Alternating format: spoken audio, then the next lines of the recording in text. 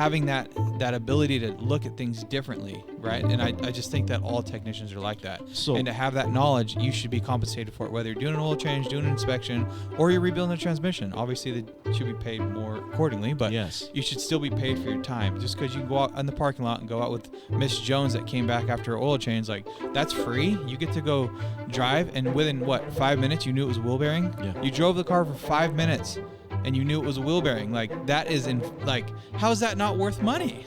Well, it's like, you know what I'm saying?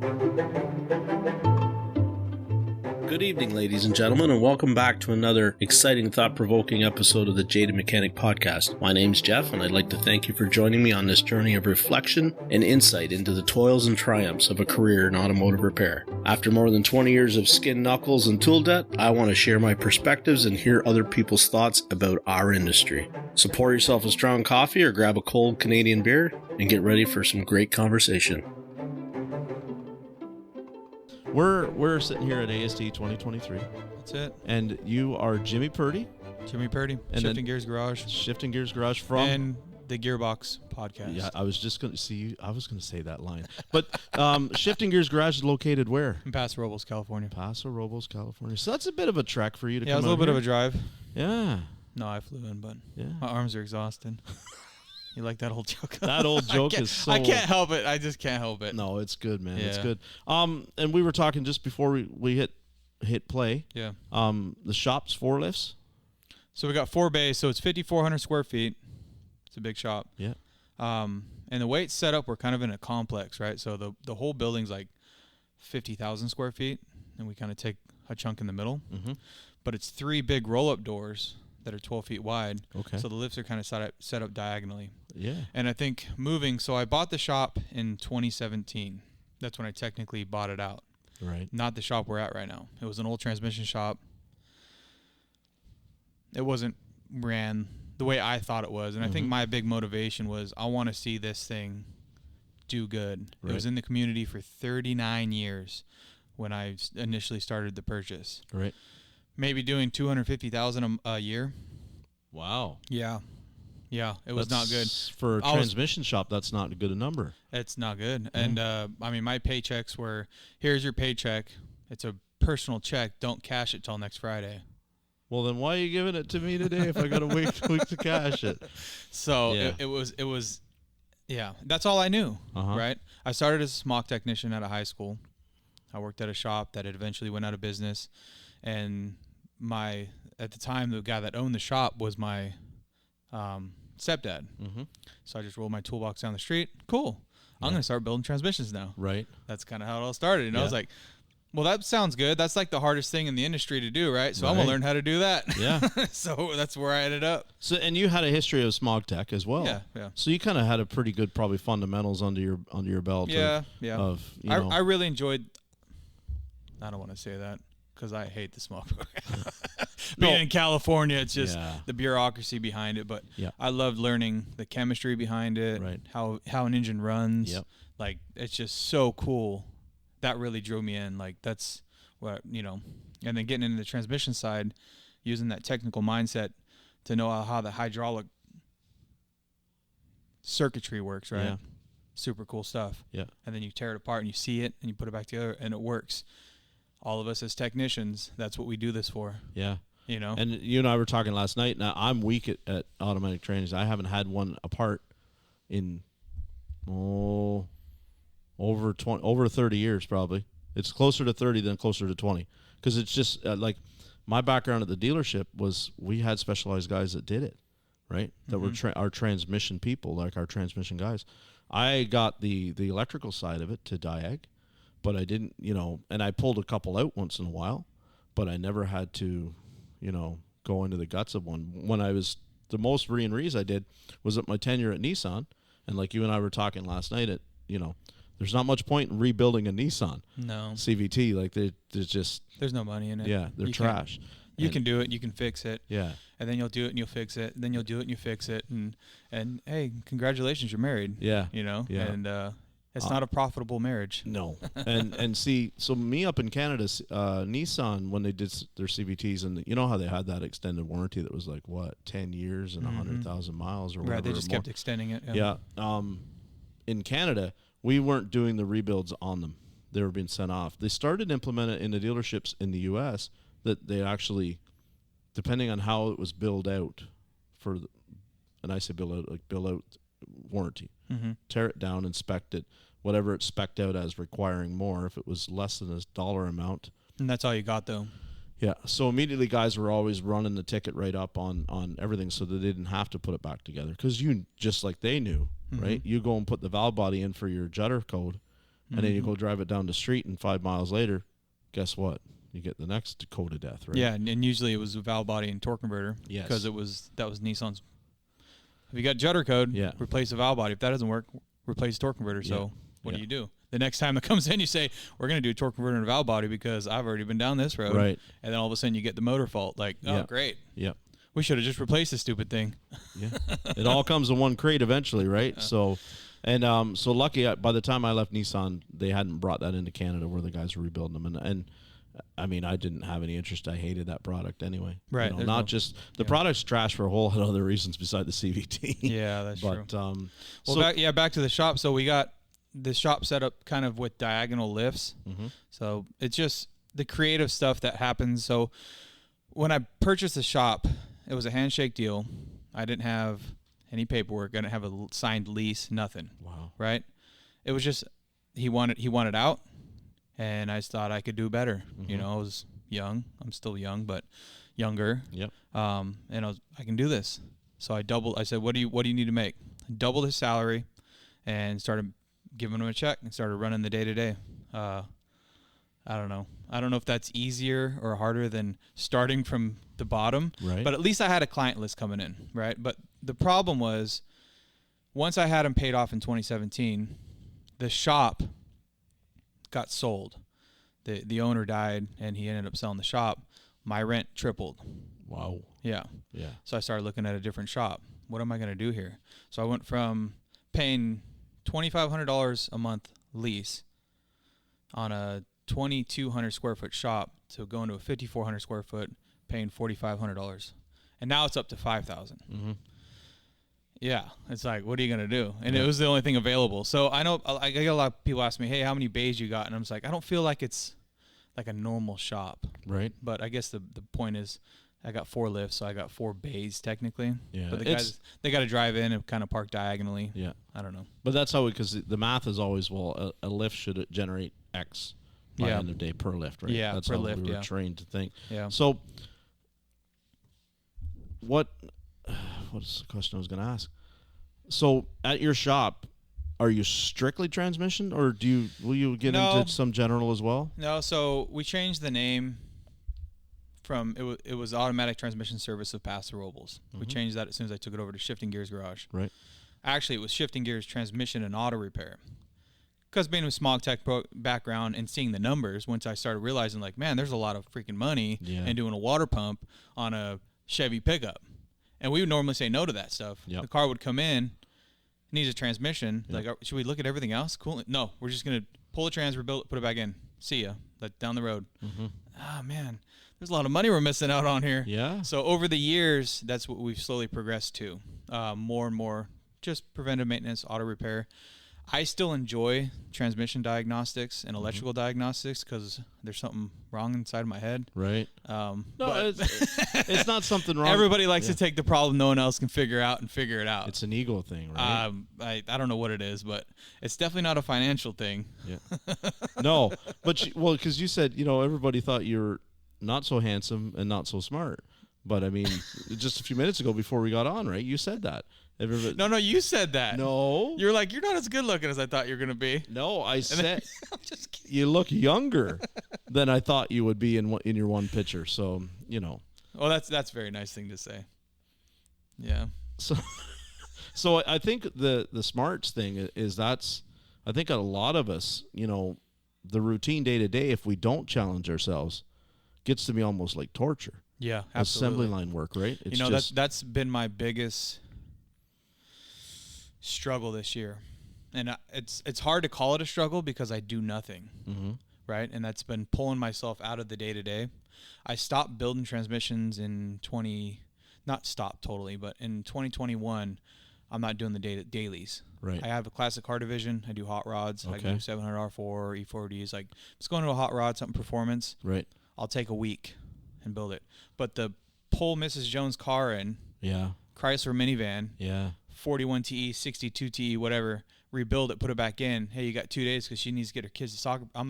Like, I can't sit back there and dedicate my time to that because my time is more valuable to helping the rest of the team, you know? Yep. And that involves me sometimes not doing anything because, wow, we're doing something right and everybody's got something to do and everybody's on the ball. Like, well, what do I do now? You know? And so that's tough. It's not to like have someone call or another shop bring something in. Hey, can you take a look at this? I can't figure it out. I'm like, yeah, I'll just sitting here staring at the computer screen. I'll go do that. And not that I'm just staring at his computer screen, but you know what I'm saying? It's like, and I'm like, anything to get me out of that chair and out of the office. And my wife's like, you don't need to be doing that. Like, if you need something to do, I'll give you something to do. Like, Is it so? Is a lot of your customer base then other shops that just sublet transmission work to? A lot in the area. Yeah. If it has anything to do with transmission, nope. And I'm sure you and everyone listening can, like, if you run an auto repair facility and you got a code that says PO7 anything, you're like, nope, I don't know anything about it. Well, not so much myself because, I mean, my background at the dealership was like, if it had a code, a check engine light, because we had to figure it out. Yeah. Now, we knew what codes meant, that it was like, okay, that's an internal issue. And then I would just take my little 0.6 diag and it would get dropped to the transmission guy, and then he would, maybe change a valve body, maybe change the torque converter, put a whole unit in, whatever, do a tear down. So it wasn't so. And then outside in the aftermarket, a lot of the time now it's like you drive it, you scan it, and the customer is already coming in with like a transmission complaint a lot of the time. And my service writers were like quoting a reman unit, because we had one guy that is kind of well known in my area for overhauls. And we took him an 8L80. Is that the right number? 8L80 or 6L80? It was in a 2018, like a GMC 3500. Probably the 6L80. 6L80, yeah, six speed, yeah. And close enough. Which it had 180,000 kilometers on it. It had already had a reman put in it once. The kilometers is... Sorry, so it had maybe 120,000 miles, maybe, right? The transmission had already been done the first time at around, say, 65,000 miles. Okay. 2 years before. Right. It's a box truck. It's used in town, stop and go in town all the time, overloaded, hauling around. And, of course, it goes again. So this time, it had been covered under the powertrain warranty before. But now we have the car because it's out of powertrain warranty. There's no warranty left on it. We look at it. And I'm like, it needs a transmission. You can tell. Its fluid's burnt. Doesn't want to shift. So it's easy to tell. Yeah? Yeah. Right? Thank God, because it's unicorn dust in there to me. So I take it out, and we drop it off at the local transmission shop. And it sits there for 2 weeks. We don't get a call. We don't get a call. We don't get a call. Now, this is a fleet company, so they have other units they can be driving, right? But finally we call the guy up, and we go, what's going on here? I can't get any parts for that. Okay, dude, well, we're just going to come and get our core back. Yeah. We came and got our core. He haven't even Didn't even tear apart. I mean, there was a big... excuse me, the strike for GM, the 6L80 was one of the biggest impacted ones because the pumps were getting, and this is like, was it the chicken or the egg? Yeah. Where did the converter come apart and wipe the pump out, or did the pump fail and wipe the converter out? It doesn't really matter. No. At the end of the day, you need a torque converter and you need the front pump. Well, the pump is integrated into the bell housing. Yes. Right? Yep. And with that GM strike, you couldn't get them. Yeah. And that was about the time, because that was, when was that? Was that 2020? 2021, something like that. That was about the time I said, screw this. This is not profitable. Like, you start looking at the numbers, and then you're dealing with these part shortages. And I could buy a reman 6L80 still, but I couldn't build it myself in the shop. Yeah. Well, and then you start looking at the numbers, is like, how much am I losing doing this? The guys aren't waiting on me. I can have it the next day or in 3 days, right? We just schedule the client to come in then when we get the unit, and it's a 1-day job. Yeah. Yeah. Sure, I'm losing, I don't know, somewhere in the neighborhood of maybe $1,000 or $1,500 in labor, right? Because I'm not building it myself. Right. But what else can I do with my time? So that was about the time I was like, Yeah, it was a kick for us because then we literally okay, we call up the dealer.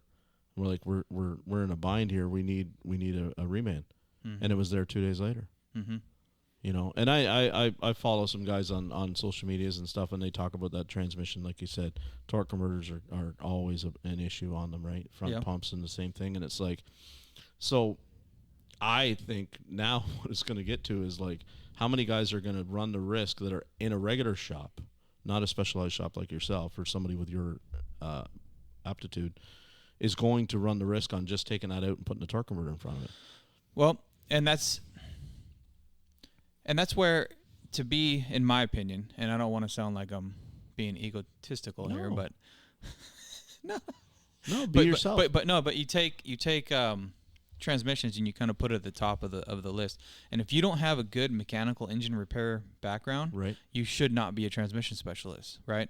I feel like as you start gaining more, I don't know, accolades, it's just how I've always thought about it, and that's why I always like to get into the transmission field, because I feel like that's the top, right? Yeah. And I mean, it definitely sounds like a lot of ego when I say it out loud like that, but that's how I look at it, and that's how I think about it, you know? And I say that because I get a lot that comes in, clients and other shops, they say, hey, this transmission's slipping, and you go drive it and check your misfire counters, and guess what? It's just a misfire. Torque right? converter goes in a lockup and the thing shutters. And they say, hey, it needs a torque converter, and in all reality, it's just a misfire. It needs a tune-up. Yeah. I don't want to say tune-up, but you need spark plugs or whatever the mechanical or air, whatever the issue is with the engine. It needs that's what needs to be fixed, and the torque converter is fine. Yep. And I get that a lot, and the same with shift solenoids. Hey, this thing's not shifting. I must need a shift solenoid. And it's like, and you pull the fluid, and it's like, it's very simple to know if a transmission's not working and you pull the fluid and it's like burnt, well, whether you needed it 10,000 miles ago, it's too late now. You've been driving around in limp mode for the last 10,000 miles. It's like you ruined it, you know? And so it's an easy diag. 90% of the time. Comes in, there's no reverse. Yeah, the thing's got to come out. Yep. It's not a shift solenoid? No, it's not a shift solenoid. It's just got no reverse. But there is the cases where you have, say, first and third or second and fourth. And sure, you could have a bad shift solenoid that's causing that. Yep. But like everybody else, they drive it around for 6 months like that. And then, now you need a transmission. Well, because the warning light's been on. Right. But it's been on for a gas cap. Nobody friggin' told me. Can't I have a check engine light that comes on for a transmission? And can I have codes one for everything, right? And you scan that card and it's like, well, there's your slip at first and second.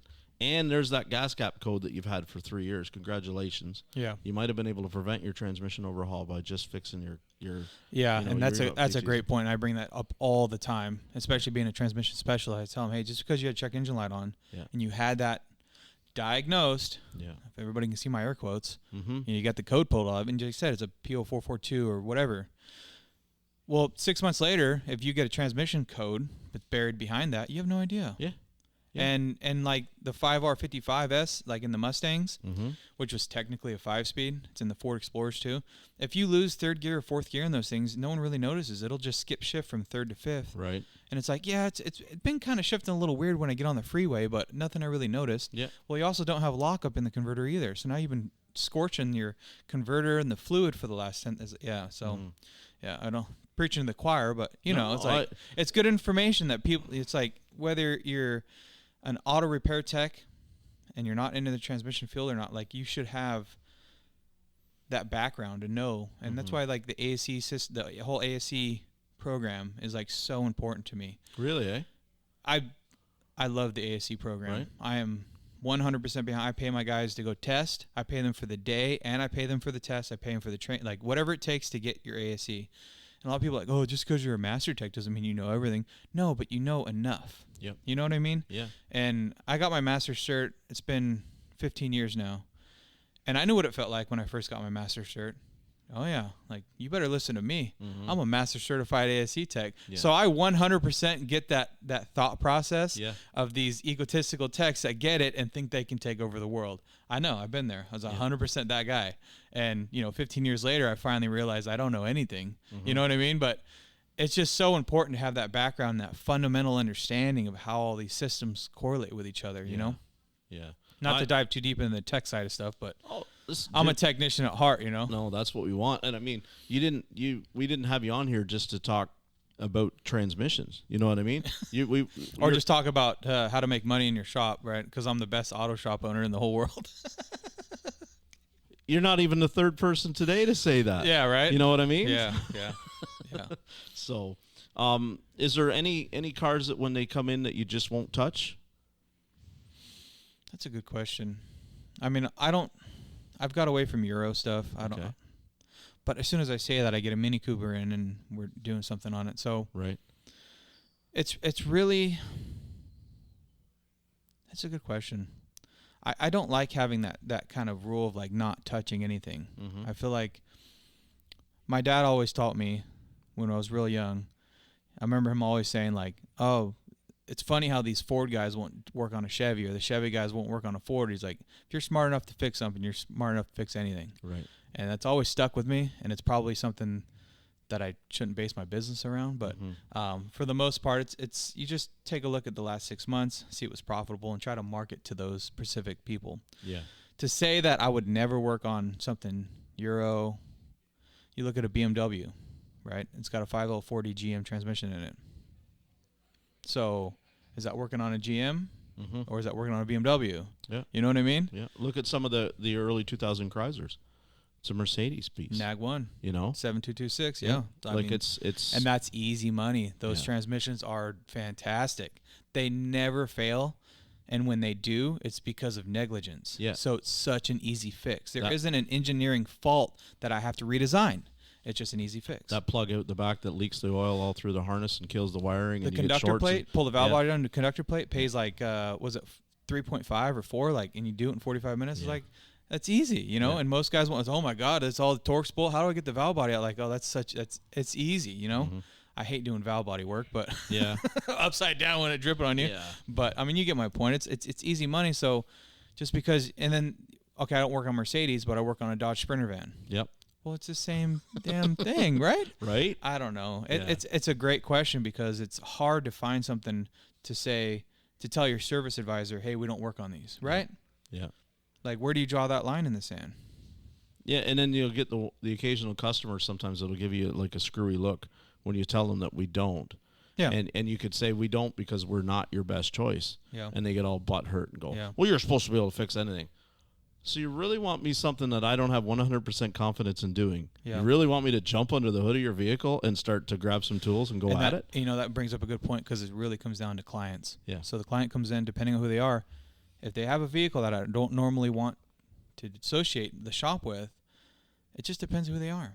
If they're patient and they're understanding, sure. But if they're like demanding and why can't you fix it, then it's 100% no. Like, this is obviously not going to work. And I do have other shops that I recommend all the time. Okay. Yeah. So I'm here today this weekend with Lalo and Judy.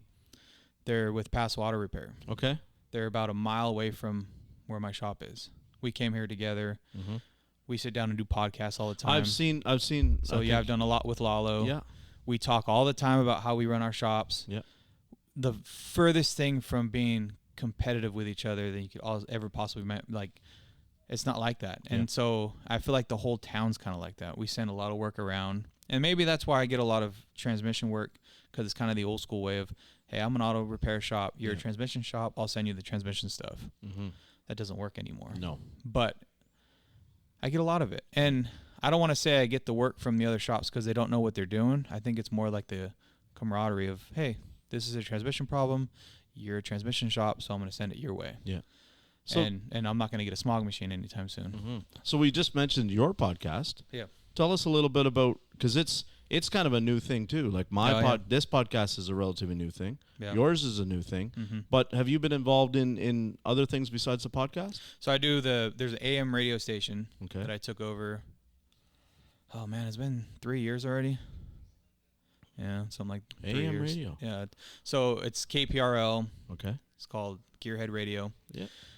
For a long time, it was called Lions Auto Clinic. There was a local guy, and he was kind of someone I looked up to for a long time. I'd go to training events that were local. He was always there. Right. And he was an older guy, and he's like, wow, this guy's still training. Like, that's so cool. Like, there's always stuff to learn, you know? And that's what like watching him and seeing him and all these things, I always looked up like, oh man, that guy's got the shop. He can figure anything out. But he was always at the training. Like, I thought he's got it all figured out. What's he doing still learning? You know, because I'm young and I didn't understand. Like, so anyway, he did this Lions Auto Clinic. It's on Saturday mornings. People can call in if they got problems with their car, whatever they want to talk about with their vehicle, obviously. And I just thought it was so cool. So when he started retiring, I just called up. I was like, hey, if he leaves, I'd like to put my name on the list or whatever it takes to like get in the door. It was like the next day, the owner of the station calls me, hey, so let's get you down here. I want to talk to you about this. I was like, cool. And went down there. It was 15-minute conversation. He's like, all right, you're starting on Saturday. Right. Like, okay. And so let's do it then. Is that a weekly? Like, every Saturday. Every Saturday. Every Saturday I go in for an hour. People can call in. Yeah. I pull up articles. Obviously, EV's the big one, so I've been talking a lot about electric cars. Right.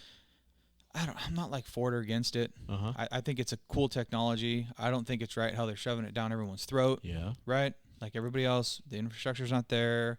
It's not good for everybody. If you live out in Montana on a ranch, it's not going to work. So it's talk a lot about that, but I like to bring up the positives too. Like we shouldn't just like ball it up and throw it away either, right?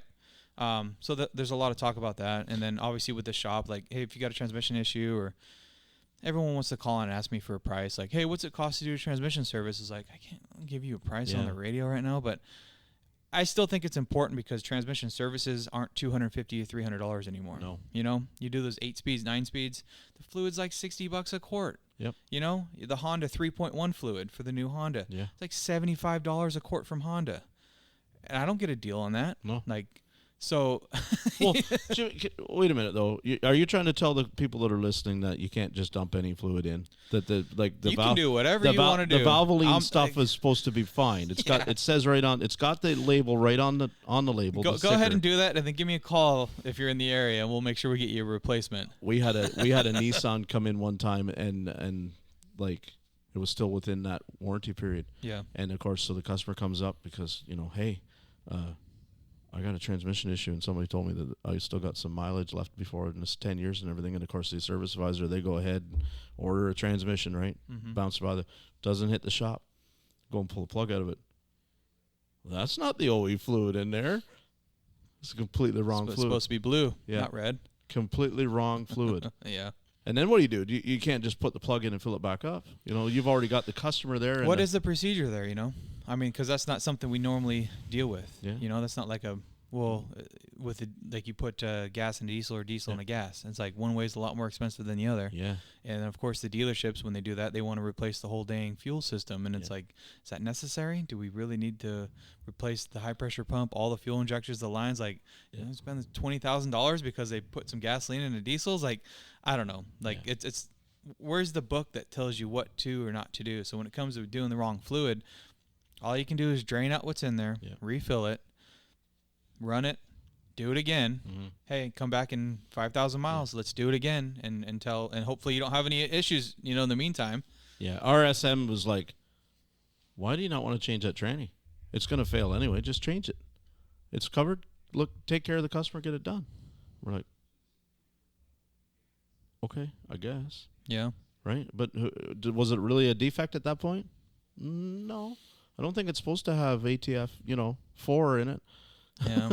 I guess when it comes to client satisfaction, I mean, we base our shop on giving the information to the client, like make the decision. Yeah. And it's like in that situation, I would tell them, here's our 2 options. Mm-hmm. We can put this thing on life support or we can replace it. Yeah. If that were to happen. I haven't actually personally dealt with that, but in that kind of situation, like here's your cut 2. Let's move on with our lives price. Mm-hmm. And here's let's put it on, life support for the next 6 months and just hope and pray that we don't have some issues that develop in the long run. And, for the most part, it's going to shift weird, but there's nothing really that you're going to damage necessarily that I could possibly think of. Yeah. With the CVTs, the fluid is just so critical. It's a hydraulic fluid. There's no detergents in it. So you put detergents in there, it's going to start foaming. You're going to start sucking air. Mm-hmm. It's going to start doing all kinds of goofy stuff. Yep. I don't know. I think that's a big debate is like oil and fluids, Yep. The Hemis, when they came out, everyone was putting the wrong motor oil in those Hemis with the variable displacement. Yeah. And you're getting misfires. Guys are pulling inches apart doing head gaskets on them, head jobs on them because they thought something were with the valves. Well, we put it all back together, put new oil in it, and the problem's fixed. Like, oh, there's a defect in the cylinder heads. And you're just changing the oil. And now look at how many times we fix stuff, or we part of our diagnostic process is to do an oil change first. Yeah. You know, because I mean, we got this junk that's coming in that's burning oil, right? And then you get a VVT fault, right? And it's still saying, well, I still got 2,000 miles before I'm supposed to change the oil, but I'm down 3 quarts. Okay, well, what do you want us to do? Well, put 3 quarts in, and all of a sudden you drive it. That VVT fault's better. That's a great point to bring up, because that brings into the next question of like diagnosticians all around the planet. Comes in with a VVT code, no history of an oil change. It's 2 quarts low. Yeah, you bust out the lab scope and charge them 3 hours of scope time, 2 hours of scope time, or do you charge them for an oil change and say, hey, let's see if the code comes back? Yeah. What's right? What's the right way to go? How I would handle my customers every time is you're going to get an oil change. Right. And if you want to argue with me, then I'll gladly take your 3 hours labor to prove to you that the system will function a lot better when it's got good oil in it and the amount of level, right? Well, step one is get it to the specified level, right? Right. But it's one of those things like, well, if you're going to have to do timing change, you're going to have to change the oil anyway. But is it the timing chain stretched? Is it whatever? Is the freaking actuator off? Yeah. Whatever the problem is, should we scope it, or do we just change the oil, clear the code, and drive it? Yeah. I mean, it's like, and that's like such a big issue with transmissions, because it comes in and the fluid hasn't been changed in 150,000 miles, and we had a shift solenoid code.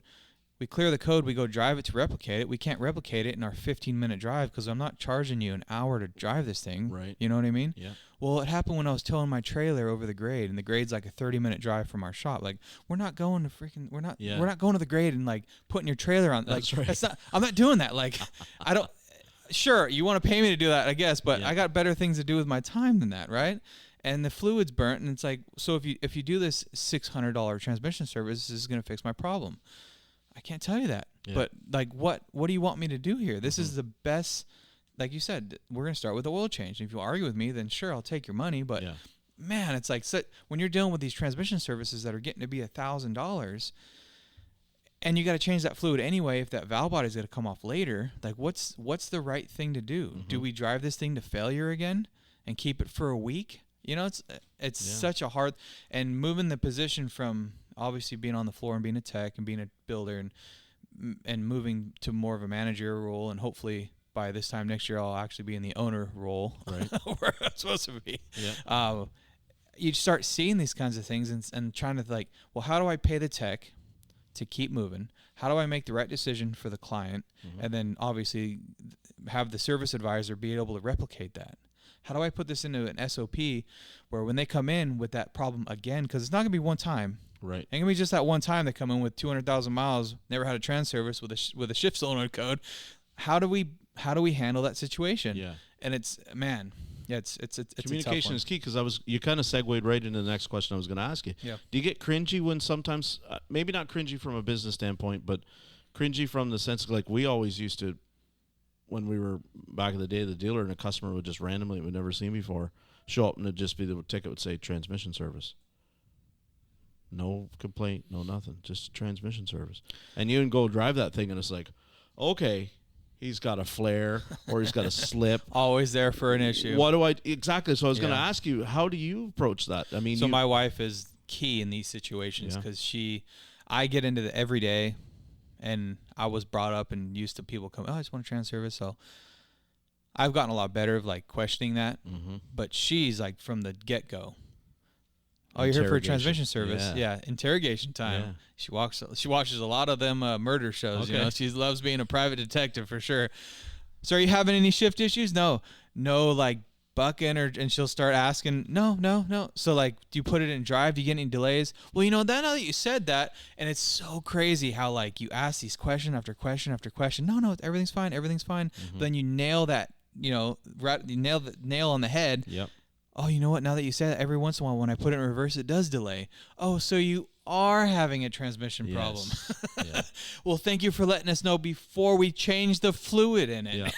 Yeah. Because now if we do an $800 fluid service and we then the tech notices something, oh man, what did I do? Right? Yeah. And so it's so critical to have the service advisor get that information, because otherwise it slows the whole process down. Every tech out there, I don't care who you are, 99.9% of them, if they did a service and it didn't work the way it's supposed to, they're going to question themselves and they're going to wonder what they did. And they're going to spend time that's not on the ticket. That's right. And they're not going to ask anybody about it. Right, because we're all stubborn and hard-headed. Yeah. Hey, I'll figure this out real quick. Maybe I moved something. Maybe I didn't fill it up enough. So they're triple checking fluid. They're doing this, doing that, and all of a sudden 20 minutes is burned.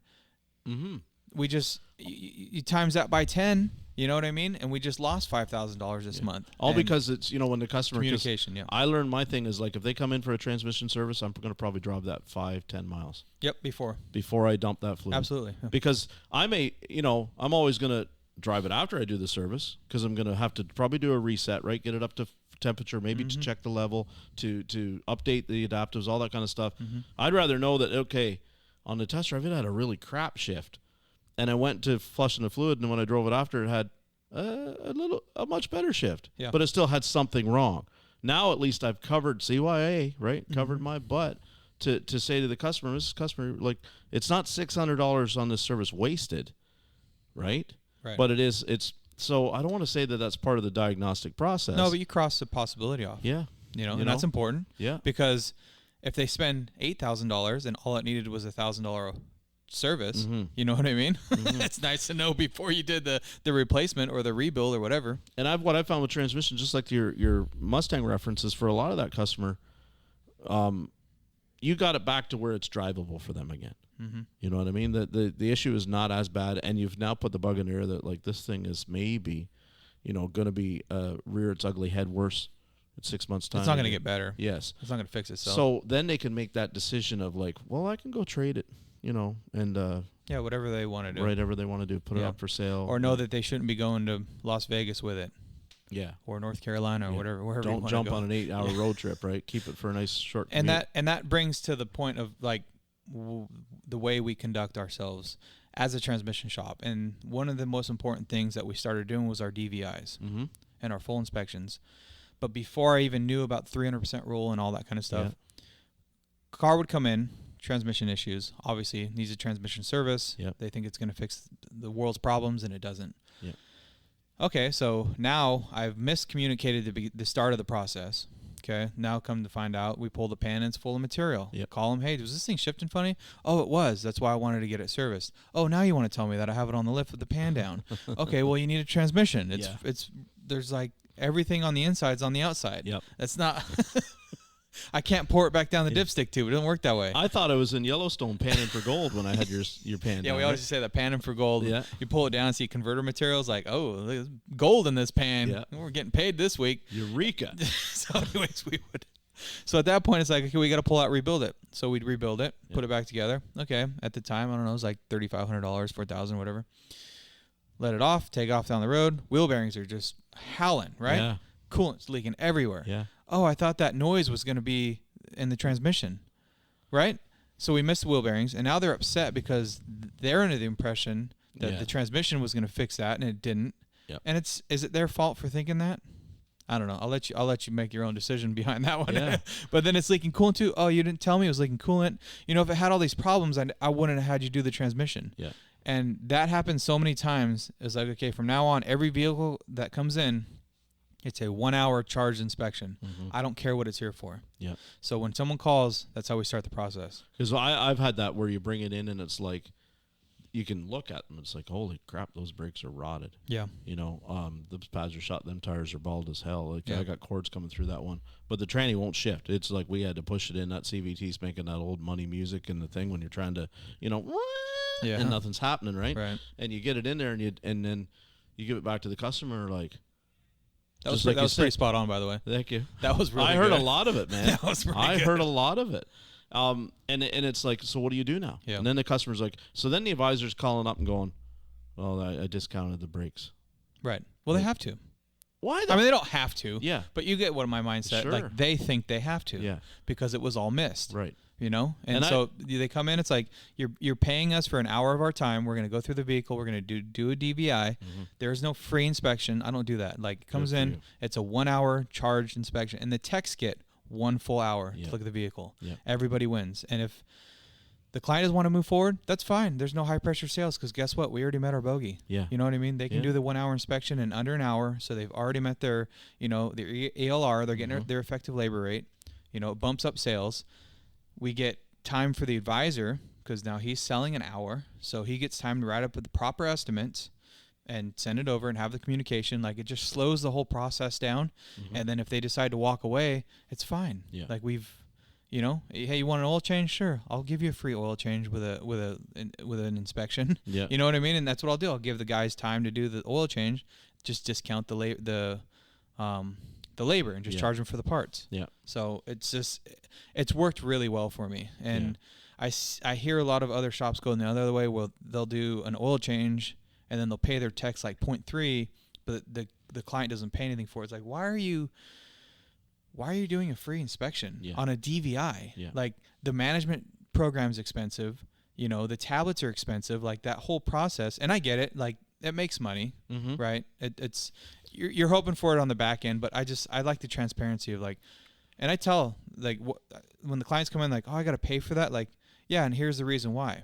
If we find a bunch of items that your vehicle needs, I want you to know that there is no pressure for you to buy anything. Yeah. Like, we already had our financial, exchange. You've paid me for the time. Yep. Here's everything your vehicle needs. Go somewhere else and have it done if you want. Do some of it yourself. Come back to the hard stuff with me. Yep. Doesn't matter. I don't need to pressure you into buying anything because we gave you a free service. Yeah, it's a lot better than we used to get whacked all the time. You do an oil change, right? And then it would leave.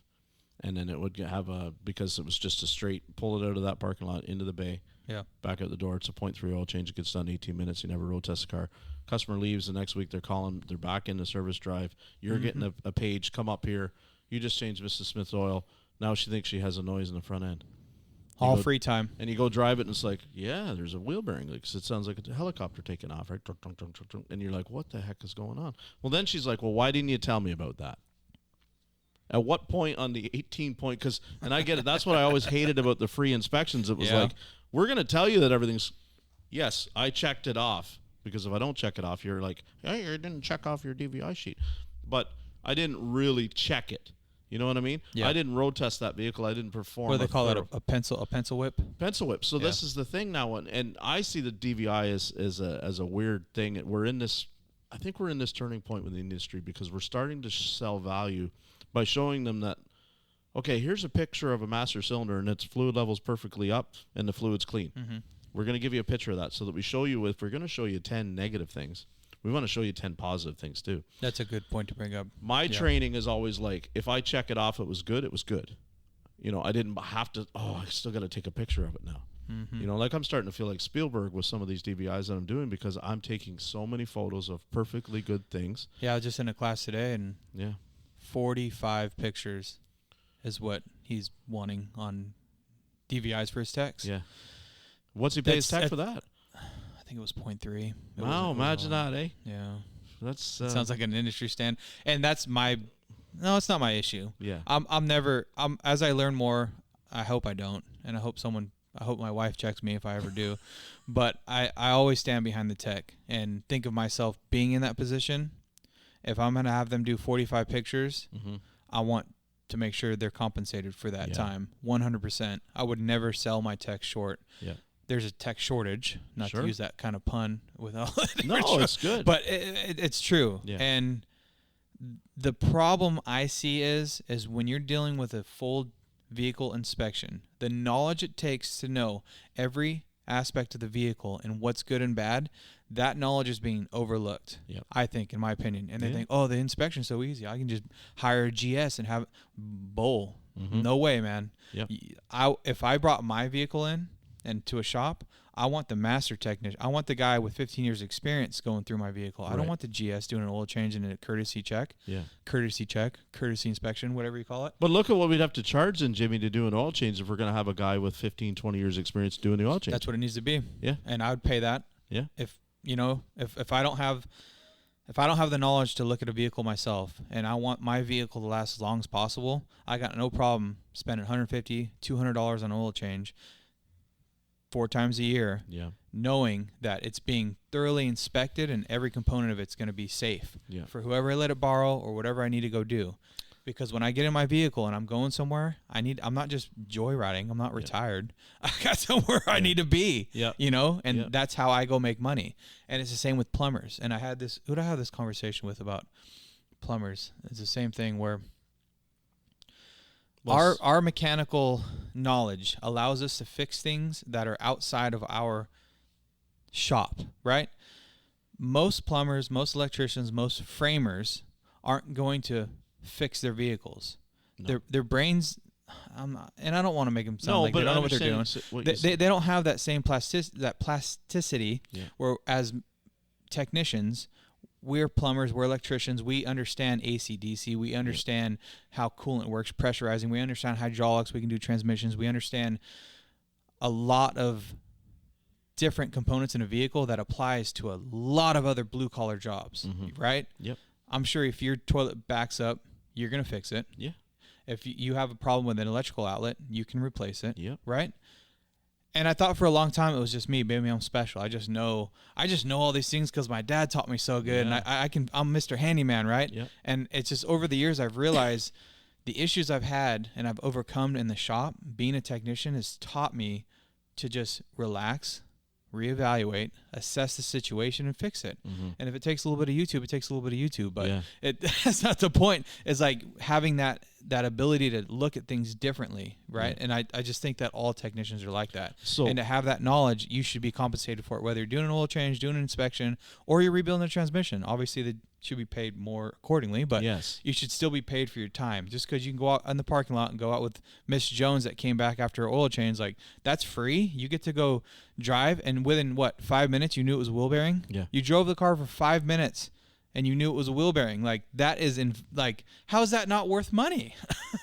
Well, it's like, you know what I'm saying? Yeah, remember that old statement or whatever, and the guy says he walks into a ship, and there's a $50,000, or way back in the day, right, like an ocean liner, and it won't run. Right. You know, and the old gray-haired, tradesperson comes down the steps, and he puts his little bag down and touches a few knobs and feels a few valves, and he takes a little hammer out and he bangs on the valve, and they hit the key, and the motor in the ship fires up. And wait till you get the invoice. And they hand him a bill for $20,000, and he says, "You were on it for 2 minutes." And he says, "You're not paying me for the 2 minutes. You're paying me for all the years that it took to know exactly which valve to hit with which." It's not how many times I hit it; it's where I hit it. Yeah, that's what you're paying me for. Same with a float on a carburetor. Right.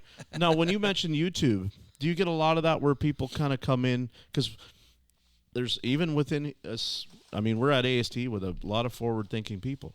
There's still a lot of people sometimes that think, them damn YouTube mechanics, right? Like they're giving away all our secrets. They're teaching stuff. Do you get a lot of customers that kind of come in and already have done the self-diagnostic on the car? Maybe have already. Oh, absolutely. Yeah. I wouldn't say a lot, but it obviously comes up. Leanne does a great job of just, nope. Yeah. Fending that right off, and it's a very simple. You want me to fix it and warranty it? It's a 3 or 36,000 mile warranty. Do you want that? Oh, yeah, that sounds really good. Okay. So it's going to be a 1 hour inspection. We're going to tell you what it needs, and then we're going to move forward with the repair. Right. You can either tell me yes or no. Right back to the process. It's like, that's very nice. That's a very nice story that you said. So this is what we're going to do. It's like, don't even entertain it. Like, and with the YouTube thing, I think it's great because I have shops, not because I have shops, but there's shops in the area that really base their entire operation around YouTube. Really? Oh, yeah. It's like every repair that comes in, they're jumping on YouTube, and they're just trying to find out what it is, how to fix it, what part they look up the code, and it's like, it's crazy. I know plenty of that way. I like it because it gets people excited in the industry. Right. Right. And in this day and age, everything's social media, everything's online, everything. That's what they're doing. They're on their tablets, they're on their phones. Everybody is all the time. Yeah. And if you're 18 or 19 or 20 years old and you're just out of high school, you're going to be on your phone playing. If you come across a YouTube channel and you find someone that you relate to, you like, right? And they're working on something that's going to interest them. That's fantastic. Because now they're going to start that. And once you start that, there's no going back. Yeah.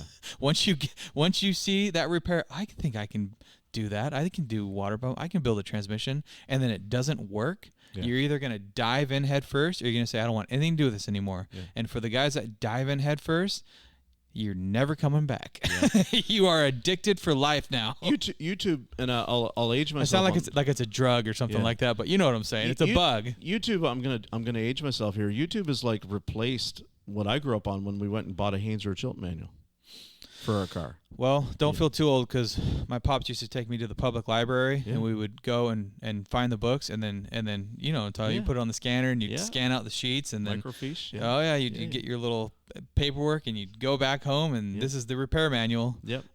Or we'd go to shops, and this is back when dealers had techs. You could actually go to the dealer and say, hey, can we talk to a tech? Yeah. And it would just embarrass the hell out of me. But I mean, now of course I look back, it's very fond memories, but we'd go to the dealership and, hey, I just like to talk to one of the techs. I got this problem with this car that we're trying to figure out. And the tech would come out and we would talk. It's just crazy. I remember going to finding where guys lived, get their address, go to their house and say, hey, we're working on this thing and we want to, what do you think we should do? Or whatever the question was. It's such an odd thing to think back on now, but it's it taught me how to ask for help, right? Yeah. How to have a conversation with somebody. How to be okay with not knowing what you're doing and saying, hey, can you help me? You still have a community you reach out to? As far as? If you're getting one, so you're something you're unfamiliar with, right? Do you have okay. Other rebuilders that you kind of go, hey, I'm going to do my first one of this? Facebook has been, I hate to say that I'm a Facebook junkie, but I have a group on Facebook. Translogic Rebuilder Group. Okay. Jim Mobley Sonics is on it. Robert Transgo's on it. We're talking high-level transmission technicians. Right. Or, I don't know if you're familiar with Sonics.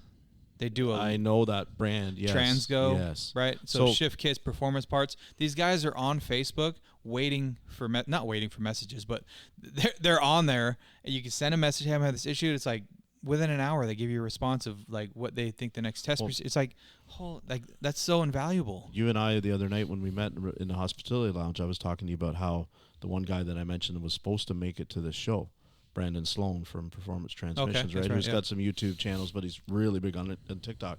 Because I'd said I wanted you to meet him because he's got a similar story to yours. He's very, but he didn't make it. But the way he talks or the way he presents himself is that I think his phone goes nonstop all day long between his social media account and other transmission builders reaching out going, I'm not trying to put this behind a stock unit. I'm trying to put it behind something that's going to make 1,000 horsepower at the wheel. How would you go about that? And then he puts these little TikTok videos up and it's I'm using this and he's fascinating to watch. He's really cool, which to you it would just be that's exactly what I would do. But to a layman like myself that's not in a transmission thing, I'm watching it going, I didn't realize the level of detail that was in a transmission shop. And you're going to say, well, why not? Because I watch guys do them flat rate. Yeah, right? That's fair. And so remember how you're supposed to soak your clutches and all that? I never saw a guy soak clutches. I don't either. You don't? No. Yeah, I go and dry. Yeah. But even I did it for so long, and by the time I learned about it, I'm I don't know, yeah. I don't know. Cleanliness is not something I always saw either when I was working flat rate, right? Right, not in a transmission shop, yeah. No. Yeah. But it's key. It is, and I hate when anybody touches my bench when they get stuff on it, but it happens. Everyone needs to use stuff, but going back to the early years, we'd have a grinding wheel, right, like a wire wheel to clean the silicone off pan. So I'd pull a transmission apart, and one of the guys that I was working with, they weren't working for me at the time. We all, he'd come over and clean his pan off, and all the rubber would go all over my valve, Come outside for a minute. Yeah, we're gonna. Yeah, it wasn't even. Yeah, why? Just why would you do this? It's emotional for me here. What? Why would you do something like this to me? If you ever rebuilt a valve body, you know what I'm talking about. A freshly rebuilt valve body, and now it's covered in silicone dust. Mm-hmm. I got to redo this whole thing again. It's not even mad.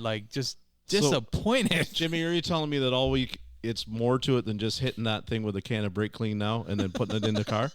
Are you trying to tell me, Jimmy, there's more to it than that? There might be. If you want it to work, if you want it to last. Are you saying there's more to flushing the cooler out than just shooting some air through it and hooking your lines back up? I like hot flushing. Hot flushing is nice. That's good. But again, it depends on how long you want to last. Yeah. And I guess that comes down to how much you're getting paid. And that's why the transmission rebuilding is like getting so prehistoric and so hard to find someone that'll do it, because those are the steps that they're missing to try to make up the time. Yeah. And to do bushings, and then you get a bushing a little sideways in the drum, you got to redo the bushing.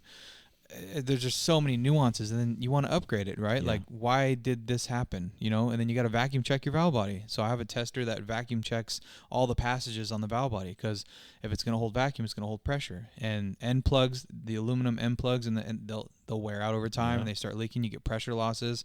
So I always look at it like it's kind of like a garden hose, right, that got hit with a shotgun. Okay, so say you want to water your flowers, right, and you open the valve up. Yeah. The idea is you want as much water coming out of the end as possible. Yeah. They always leak. Yep. And the more so the idea with like a shift kit, it's not to like performance anything. Mm-hmm. I call it a shift correction kit. And there's guys out there with the performance side, they're putting actual shift kits in there, but it's not a kit. Right. They're putting their recipe on it. They're putting their little twist on it. Yeah. They know what fails and what to strengthen. That's the bottom line. There is no kit that you can put in that's like a stage 3 or stage 2 kit. I hate that. Like, well, what are you talking about? I remember seeing them though. Oh yeah, they're all over the place. You used to be able to buy them for $19.99. Yeah. Summit Racing, and you got you got a 400. TH400. There's your stage 1 kit. There's your stage 1 kit. Here's your blow up. Good for 400 horsepower. What are you talking about? And you move the BV from here to here. It didn't need to be there in the first place. That's not even. So anyway, like with like a shift correction kit, it basically starts patching some of those holes, and you just get higher line pressure, higher or more flow at the end of the hose. That's the idea. Yeah. And over time, it's like the hose gets shot a few more times with a shotgun. Everything wears out. End plugs wear out. Sealing rings start getting worn.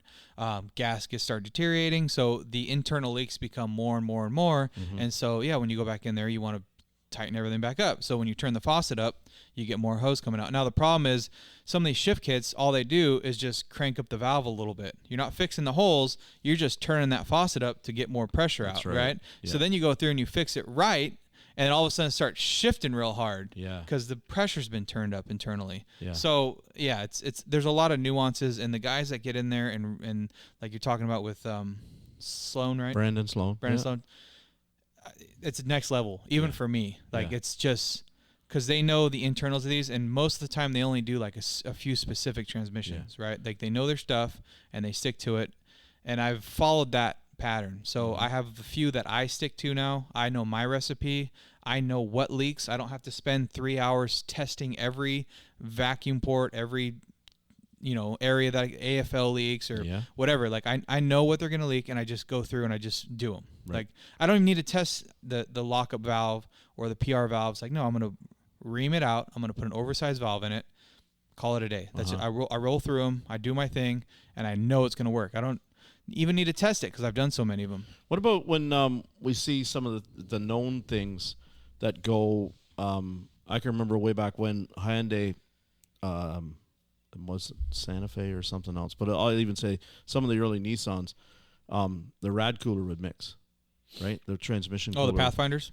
Pathfinder would do it. The RE5, RO5A. So do you, when you're in there and you're doing a tranny, do you immediately kind of, like, obviously there's some diligence to make sure that it already hasn't mixed. Yeah. But do you take an idea about, okay, that might be the original rad, right? Because I know when Neons were really bad, when I was at Chrysler. It's a tough one because it's like nobody has a crystal ball. Yeah. And if you've never seen that on those Pathfinders or the Frontiers, you don't know. Yeah. I know. I've seen enough of them. Uh-huh. And so it's, if we do a transmission, we're doing an external divorce auxiliary cooler. Yeah. That's it. Bottom line. There's no ifs, ands, or buts about it on that specific unit, but you can't What about the thermostatic valves you see in some of the lines now, and you'll talk to some of the guys, and they What a great question, man. That's a good one. Is it? Really? Yeah, honestly? it is. Okay. I get a lot of people asking me about that thing. It's like pulling a thermostat out of your vehicle. Yeah. It's the same thing, in my opinion. And there's a lot of probably guys yelling right now at their whatever they're listening to this right now, like, no, pull that out. You don't need it. It's like, But it's there for a reason. Obviously, the engineer put it Obviously, the engineer's a lot smarter than I am. Yeah. A lot smarter than most of the people out there because they're not engineers. Yeah. And yeah, there's some engineering stuff that's like doesn't make any damn sense. We're technicians. We hate engineers, right? Yeah. Or so I'm told. They're not as smart as they claim to be. Is why we some get of mad. them, most of them, but some of them are pretty damn smart. You know, so is it bad to keep it in there? I don't know. It's like, are you gonna pull a thermostat out of your car, like, and then you start risking cavitation, and then you never get it to operating temp, so your air-fuel ratio is all a little off. Like, there's a lot more nuances to it than that. And to pull that valve out, yeah, you're avoiding the risk of it getting plugged, right? But my thought is, if it's getting plugged, you already got a problem. Yeah. You know, where'd that material come from? Because that 6L80 that I did, yeah, those plug up all the time. I just took it out when I did it, and it was plugged. Yeah. And I wanted to say it hadn't been changed when they'd done it under warranty. Right. So my customer was very cool. It's like, well, this is only like a $50 part. Yeah. You know, one C-clip out, it comes, bang, done. Yeah. And I'm showing them the metal in there going, I bet you some of that metal was from transmission failure number 1, right? And oh, absolutely. Yeah, you if they know, didn't pull it out and clean it, then that's shame on them. Yeah. It definitely but it's should've been warranty. Warranty pays you 0.3 to flush the cooler. checked. Yeah. Right? Right. So what do you get for 0.3 when you're flushing the cooler? You know. A little bit of air and right into a washer bottle, like a dirty old washer bottle, and that's as long as it flows, it's good, huh? Yeah. And because that's what I always found, you know, when I was doing Diag, you know, I kind of liken it to this. If I'm under the hood of your Ford and I've got 3 coils that are junk, I probably should change all 6. Oh, you better change all 6. Right? But that's not even trying to upsell. That is a whole different conversation about client service. Yeah. And that's one thing I've been learning a lot in the last couple of years is servicing the client, right? Advocating for them, right? Absolutely. Yeah. And moving from a tech to an owner position, that is the hardest thing to do because as a tech, you want to just replace that one ball bearing. Yep. That one. Look at me. I am the hero. I was able to look at this whole vehicle. I pinpointed this problem, and now you're fixed. And it's only $299, right? Like, I am the man. And then you realize later on when that client comes back 6 or 8 months later with another problem, and you start seeing a pattern like, oh, man, I should have just – it's like, are you going to do a timing belt and just replace the timing belt? No. Are you going to do the water pump that runs off the timing belt and just do the water pump? No, they sell the whole kit. You can't even get. Yeah. You rarely can only get one of those components, and that just goes across everything. Just say with the coils, like, well, you're not going to do one spark plug because that's the only one misfiring because you can guarantee it's coming back in 6 months, and even though you saved in quotes them money because you're trying to do them a favor, they got to come back. It inconveniences them. They got to pay again to have you get back under the hood. Yep. Now who's ripping who off? Exactly, because it feels just like it felt 6 months ago. And you go and Diag it, and you're like, oh, Mr. Customer, you're right. It should feel exactly the same way. It's another misfire. Because it's the exact same thing. It's on a different cylinder, though. Yeah. And remember how you only wanted that one coil put in? Well, we're up to 2 now. Yeah. Should you want me to order the other 4? Yeah. No, I don't want you to order the other 4. Well, it's too late now. I can't get 10% because I'm not buying all 6. So you lost your discount too. and I'm sorry, but you're paying Diag again. Right. Because it could have been an EGR that was causing it to misfire this time, but I just dated myself again then, right? What's the last thing you saw with an EGR valve? But no, that's not too bad. That's not that old. I had a 2020 Transit in. Yes, I said yesterday, last week. It's got an EGR back on it. That dated you right there. Yeah. That was the old man talking right there. I am old. I am. I'll be 48 in November. No, that's not that old. You're just catching your stride. I feel old every morning when I wake up, man. It gets harder and harder to move around. So yeah, the elbows and stuff take a pounding, right? Like I did. You know, everybody thinks, oh, he's this Diag guy. I worked in a heavy truck shop for 4 years, right? I swung a sledgehammer into more kingpins than anybody should ever that happen eats you to. up right there. Yeah. You know, I used to live and die by that air hammer, right? Wheel bearings and stuff like that. Now I look at all these guys at YouTube, YouTube certified, and you see the different ways they're pulling a wheel bearing out without hitting it with a hammer. Yeah. I'm going to try all of those ways. Yeah. Because if I hit a wheel bearing with a hammer trying to get it out, the next day I can't swing that hammer. You know, that's another good thing on YouTube is like you don't know what you don't know. Yeah. And it could be, I don't know, an entry-level tech. That's when you're the most creative and you come up with these ideas that's like, man, I've been doing that for 10 years the wrong way. Not the wrong way, but that's obviously a much better way. So just because you only got a year of experience in this field, you can still come up with more creative solutions than guys that have been doing it for 10 years, because they got taught away 10 years ago, right? And we just kept doing it that way. Like, so, why do it any other way? This works. I'm not even going to get creative about it. And that segues right into my next question, because there's a contingency that says that somebody like myself or some of my northern friends that have dealt with a lot of rust, we're just immediately a better technician than somebody like you who's been in Southern California and everything just literally you look at it and it falls out of the car. A better smashy bear. We owe David such a gift for that term. Full on smashy bear. Yeah, well, you're just a better smashy bear than I am. And that is okay. And I immediately, when you said that, I had a mental picture in my head of what a smashy bear would look like. Yeah, with a rust-covered ball joint. No, it was a smashy bear. It was like, I was thinking like this bear with a hat sideways, a pair of dirty overalls and a rag, carrying the biggest, like a Thor hammer in his hand. That's quite a visual right there. That's a smashy bear. For some reason, I think of a gummy bear. I don't know. Okay, yeah, I don't know. Sure. I don't know. It's just like a colored gummy bear. Yeah. I don't know why. But have you ever worked on a rusted vehicle? Like, I mean heavily rusted. Like, do you get some of the stuff that comes from... That is so strange you bring that up, because just last week, what year are we in right now? So it was like maybe 2 weeks ago, we had a Jeep Wrangler come in. Oh, see? Yeah. And it was from Pennsylvania. Yeah. And my tech, he's a rock star. Mm-hmm. He was telling me about this, like, before we even looked at it. Oh man, I remember doing these Jeeps, and the frames would be rusted out. We'd have to replace the whole frame. Yeah. It was like, they sell frames for these? Like, I didn't even know there's a thing. Yeah. Like, you know what I mean? I've been in this industry for 20 years. Like, they sell frames for Jeeps to replace them. Like, why don't you just throw the thing away? What are you talking about? People, I'm like, and I asked him, like, people do that? Like, oh yeah, it's like books for like 28 hours. There's a book time to replace the frame on a Jeep Wrangler? Yeah.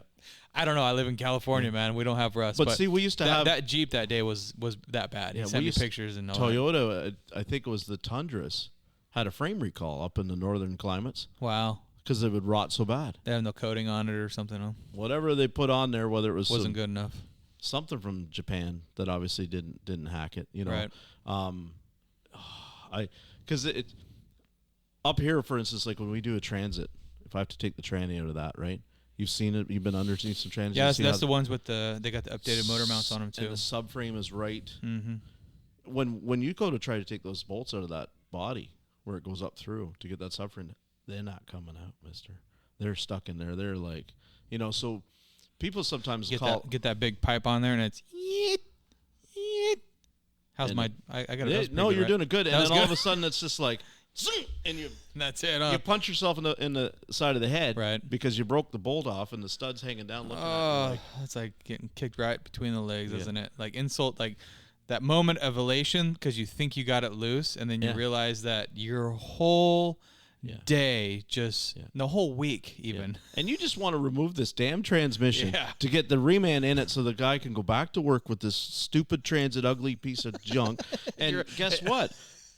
The last one I did, it's like I was welding to the stud, trying to build it up to weld it. I think I heard about that story. I think I was listening to you talking about that one time.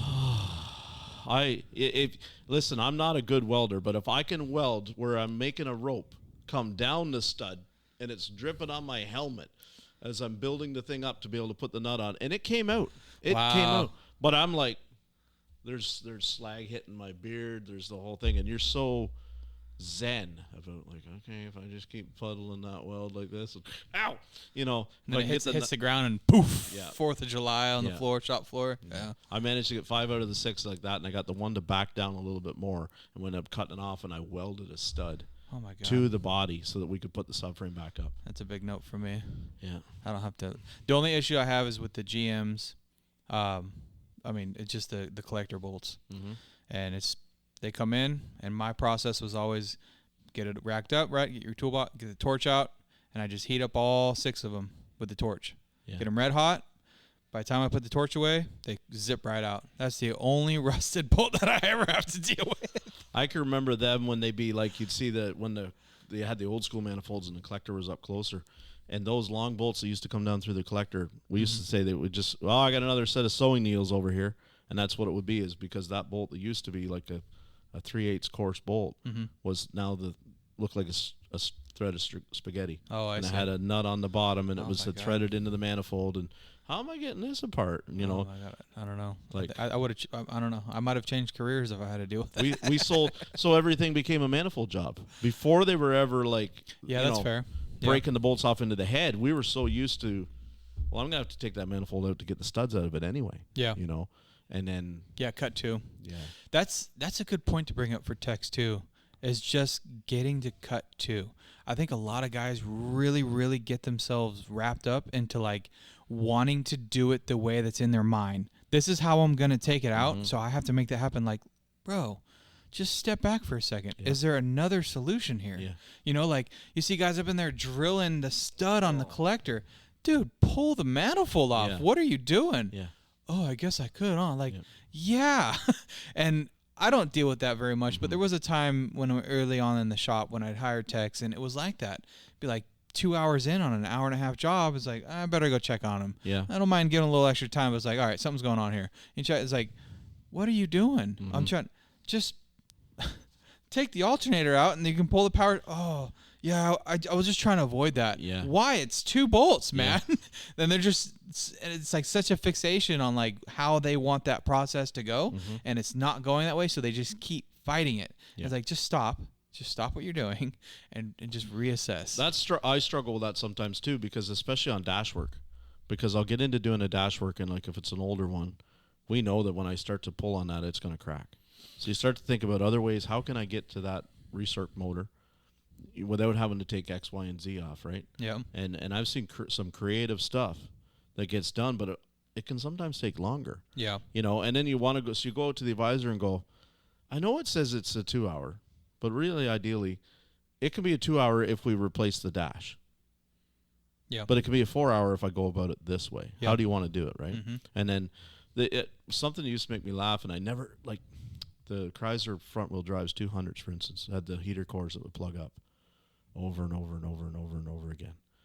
And the guys would be in the dealer, and I'm like, well, the service information says the whole dash has got to come out. It's like 6 hours. And the guys in the dealer were like, I'd love to do that, man. I love doing that job all day long. And I'm like, how? You can get the dash out in 6 hours? He's like, hell no, man. We don't take the whole dash out. I'm like, what do you do? He's like, there's only 3 crimps on the heater core that hold the lines into it.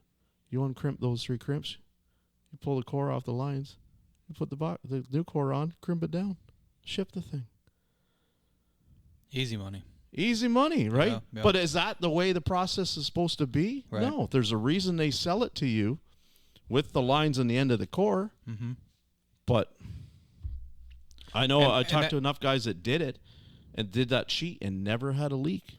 And that goes right back to like being taught a certain process and just using that, and that's the way you do it, right? Yeah. And having someone new come in and just getting that fresh new look. Yeah. You know what I mean? Yeah. Even if it's like green a year in, 2 years in, it's like they get more creative because they're not set in a way, right? And I don't know if that's better or worse, but you definitely come up with different solutions to a problem. And it just goes back to our mindset of like, being on that straight and narrow, and like, this is how I want it to done. Yeah. And then you're already thinking about what you're doing tonight, what you're having for dinner, and you're just worried about getting the alternator or transmission out or whatever you're doing. Yeah. And you can't stay focused and in the moment to like stay plastic enough to like reevaluate the job halfway through, because you're just, no, this is how I already told myself I was going to. It's like, and it's so strange because we all do. I do it. Everybody does it. But there's this thing called like free state, where it's like, snowboarders or whatever, and they're just freestyling, right? You know what I mean by that? Obviously, skateboarders or snowboard. Yep. And when a tech operates sometimes in a freestyle, you can come up with that really, like, the ball's on that guy the first time to go, you know what?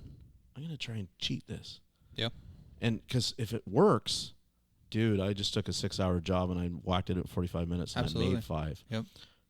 That takes some guts and some confidence to be able to say. I think that's a diagnostician too. Yes. I think you have to have that freestyle mindset to be a diagnostician, because otherwise you go in thinking you already know what it is and you're just verifying your findings, right? Yeah. Is that not your mindset when you're like, if you find a code and you're like, I bet it's going to be this. Yeah. Let me just verify it. Right. Instead of going in with an open mind and looking at a crime scene and just the facts, ma'am, just the facts, Yes. right? Yeah. But that's the thing. I think as I've aged out, I've realized that a lot of times maybe what I was judging as hacky was really somebody that just freestyled something. You know, I've brought that up before. Is it a hack or is it a knack? Yeah. You know? Yeah. And sometimes you look at stuff, it's like, am I being a hack right now, or is this a knack? Right? It's a thin line. I like that. It's a little bit of a gray area, you know? Like, am I doing this like up to par? But I don't know. Yeah. Like, and at lunch today, well, like Cecil and Paul Danner, you're probably sitting in there. You watch the round table. You know, we don't never know how necessarily the backstory of how that tech that was doing that job before we inherit a nightmare car. Say it gets like we're looking at something and it looks like it's rework. Maybe not even from our shop, but somewhere else. We don't know necessarily how that was played out. We might get a bill that says the customer was billed this and was told that. But the reality is that tech may have had to diagnose it for free. Might have had to do his DVI for next to nothing, right? So I'm getting better about not immediately throwing so many people under the bus because I don't know the backstory, right? Yep. You know, Lucas always tells me all the time, and he doesn't have to tell me as much. I'm getting better. Seek first to understand. And then there's some cases where you're not going to be able to seek. Like you mentioned earlier, we don't have a crystal ball. Yeah. I don't know the history. It's not like the cars are getting that way where eventually we're going to be able to plug it in. The car's going to be able to tell you who touched it every time and what they did. Yeah. But we're not there yet. So I love the fact that that technology is coming because it's going to hold us all to a different accountability. But I'm much better than I used to be about saying, oh, that guy was just a hack. You know, and that I think that happens with time, especially when you get seasoned either way. But moving from that position of being a tech to an owner, you learn that very quickly. Yeah. And the very first thing you do is try to, I don't know, you try to find all the faults because you're trying to provide a service that's better than everybody else's, and you're so close-minded about how to do that. The easiest thing to do is to find someone's fault and correct it and say, now you're the hero. Yeah. Please come back to me and spend your money. Right. And that is like what I've noticed with all new shops. The very first thing they want to do is try to find someone that they are better at. And it's exactly what you said. There's situations, whether it be the client didn't get along with the service advisor and they pulled out early. Maybe they didn't even have the story correct. Right. Maybe and then you're basing on what's the advisor write up from the tech, right? There's so many lines of communication. Check noise. Yeah, check noise. And it's like the tech's like, what are you talking about? Check noise where? And then the service advisor doesn't get along with the technician, right? Yeah. So then he writes up something that's not even close to what he said. And then that gets translated to the client. Yeah. And now the client leaves upset. And then he takes that story or she takes that story and goes to the next shop. And it's like, that's not even how it went down. Yeah. Yeah. And I've had that happen before. So the very first thing I do when I get, and it's something like that, because it's always the client that comes in that wants to throw stones, living in a glass house, right? Like once come in, so they had to look at it and they don't know what they're doing. It's like first phone call is to that shop. Hey, really? Man, I just want to let you know, I got Mrs. or Mr. So-and-so in. Yep. This is what's going on. I just want to clarify, what'd you guys do? Right. And that's my very first call. And whether it's me or my wife or what, that's our procedure. If it comes in from another shop, the first call we make is to that shop. Jimmy, that's so different because how many shop owners don't do that? I mean, I don't know. I figured everybody would. Why wouldn't you want to do that? Like, if I get a bad review, which is rare, first phone call I make is to that client. Right. I don't care like about getting on Google and like the first phone call I make.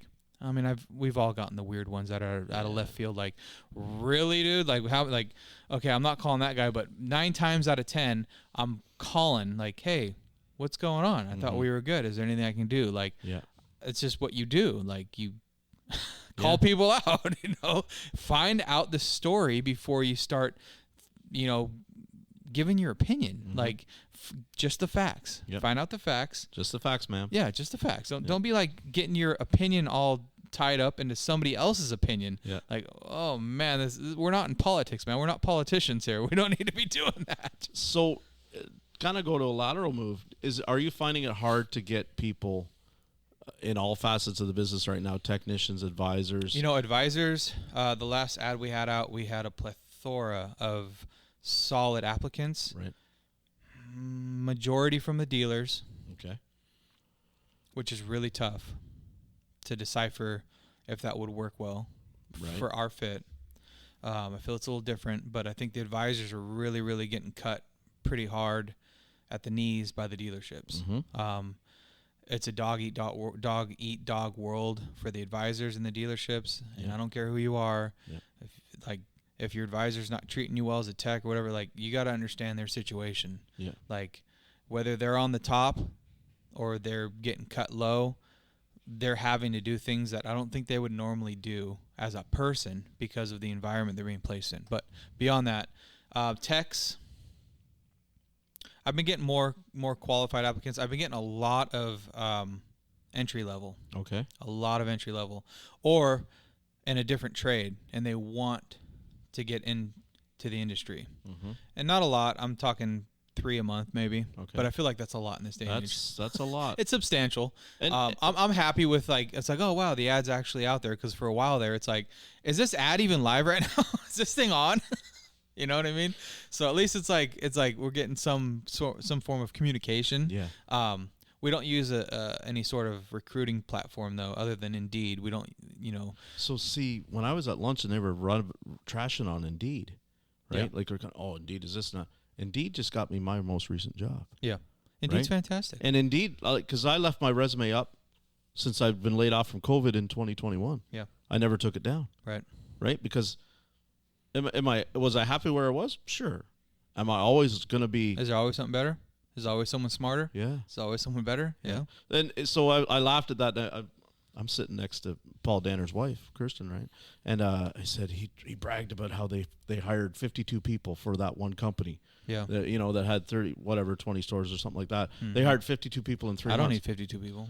But I looked over at her and I said, you know what I really want to know? And she's like, what's that? I'm like, how many of them stayed? Why did all 52 leave? Yeah, that's a good point. Right? Well, I think it was a new store that they were putting in, so they were trying to staff new stores. From what I understood, I don't know. I was just I was on the same thing. Like, yeah, I don't know, the way they're talking about techs not being able to write a resume. Like, look, if you can't get me a good-looking resume, you're not a technician. Right. I'm sorry. Yeah. If you can't put a coherent sentence together for me, that is our base level SOP. Mm-hmm. You look at the vehicle and you write up a detailed story to then hand to the service advisor so he can or she can make heads or tails, sell the good, bad, and ugly to the client. That is like, what? I need them to write a coherent sentence, yes. So having a detailed resume isn't like, I need to see where you worked. It's like, no, I need to know that you're a professional and you know where to put periods. You know how to put there, or there. Yeah. Your, right? Yeah. I mean, I need to see this stuff, that you have like some common sense grammar. Mm-hmm. And it's not even about what's on there. It's just that you write something nice up and you take pride in you as a person, right? Because if you have a nice resume, that means you thought enough, and whether you wrote it up or you had someone do it for you, you see yourself as enough of a professional to say, I want this to represent me, right? Yeah. Like, write it on crayon on a notepad. Like, how do you think your toolbox is going to look, right? Like, I don't want that in my shop. The next time I have to redo my resume, David Roman's looking at it first. There you go. Yeah. Because, I mean, if anybody could pick it apart, it's going to be David, right? Yeah. So he's one of those guys that's like, I'm really good at finding things that are wrong. So my father-in-law's like that. He comes in the house and he's like, picks out this, because I do a lot of construction stuff. Right. I have a contractor's license, and okay. Before I got in this field, I did drywall, and I actually have a spray foam company that I've been running for like 6 years. And by that I mean I go out and spray foam, spray foam insulation. But anyway, so we converted our garage, right? And so anyway, he comes in and he's like, starts picking all this stuff. He's like, hey, and don't be too offended, because I'm just really good at finding things that are wrong that nobody else sees. I'm like, dude, everybody sees it, just nobody says anything. Anybody can walk into a situation, point out the things they find obviously bad, right? Like, some people have tact. Just funny. Yeah, they saw it too. They just had tact. They don't want to hurt my feelings. They don't. I mean, you know about that. They're just not like worried about it. Like, well, this is yours, not mine, so I don't care what it looks like. You know what I mean? So in wrapping up, what do you hope for yourself in the next 5 years? Man, to be owner, right? You got to go there, huh? Well, no. You got to go with the hard question, the universal question, you know? Like, I'd like to win the lottery and be in the Bahamas. But so, aside not from really. that. I couldn't do that. I got to work every day. Really? I mean, as far as the business side, I like providing a good environment, a good learning environment. I like treating the technicians. I like having employees. I like giving them what I didn't have. Right. You know, I like that their checks can be cashed when they need it. I like that they can pay for their families. I had the biggest mind shift beginning of this year in realizing that I took something and built something where there's technicians that are paying for their family, their kids and their wife. And it was such a strange, I can't even put it into words, like, but it's just a cool and strange thing because the imposter syndrome is real. Mm-hmm. I just don't feel like I've made that position to call myself an owner. Right. And so I'm so much more comfortable calling myself a technician, calling myself a transmission builder, calling myself anything but owning a shop. Yeah. It's very hard to hold that label. It doesn't feel like it's like I've made that position. But then you look at the numbers, and I realize I got 3 technicians plus a service advisor that are all making a livable wage in California. Yeah. You know? And I feel like if I acknowledge that and accept that, I'm going to lose it all. Mm-hmm. You know what I mean? Mm-hmm. Does that make sense? Yeah. It's like, it's so hard to be like, pat myself on the back because then I've made it. Yep. And then what? And that's like kind of where our sales are this year. We've already met our sales goal for the year now. And you got a quarter left almost. Well, right. Just a almost couple months a quarter, left. yeah. And it's tough. That's harder than not being there because it's like, well, now what? Yeah. And when you're in that process and you're building and you're growing and you're trying to, I'd like to really have one tech. I'd like to have one guy. I'd really like to have 2 guys. Man, that'd be great. Oh, you know, it'd be really cool is to have 3 guys, a service advisor, and make $1 million a year. And have a QC person, have a QC position, right? Right. Like and you start growing this stuff in your mind, but you start checking these boxes off. And at the time you make these goals and they're like unobtainium. Like, this isn't going to happen for me, but I'm going to keep trucking every day. Like, I'm not a quitter. I'm not like, you know, I like a challenge, so I'm going to keep building. But then it's like it starts happening. And then you're like, well, now what? And that's what I mean when you ask me that question is like, man, what is my goal? Like, you know, like obviously MSO would be great, but it's like, what does that even entail? Like, I haven't even had the time to accept this first kind of goal set. Like, I'm here at ASTE, the shop's running on its own right now. Mm-hmm. It's the first time we've walked away and the shop's been open while we're at a conference. Right. It's like, wow, we're doing it. And like the wife and I were just talking about that. And she said it last night. She's like, hey, you know, we're doing it. Like, we did what we wanted to, like what we set out to do. Yep. And it's like fantastic. And then it sits in like, well, now what? Yeah. Well, now we have to keep this momentum going. We can't, you know, dial it back. Mm-hmm. And it's like, you're just waiting for the other shoe to drop in a sense. Like, is this going to keep going, or is this like we just had a few good months? Like, and so we're in this weird period of like, well, do we not set a new goal because we got to make sure this goal stays where it needs to be? Mm-hmm. Does that make sense? Like, you don't want to keep like dangling this carrot when you haven't even like sowed the seeds yet from this. Is like, so it's strange, but I think in 5 years, it'd be nice to actually own a shop, not be renting. I mean, I think that's a big one. Yeah. In California, though, if I'm going to set an unobtainable goal, that just might be it. Right. But yeah, because it's not just necessarily having the money. Right. It's all of a sudden, will they zone it and allow you to do that? Oh my God! I mean, it is a democratic state. Yeah. You know, it is a situation where they're going to be. So like, we're in a red county. Yeah.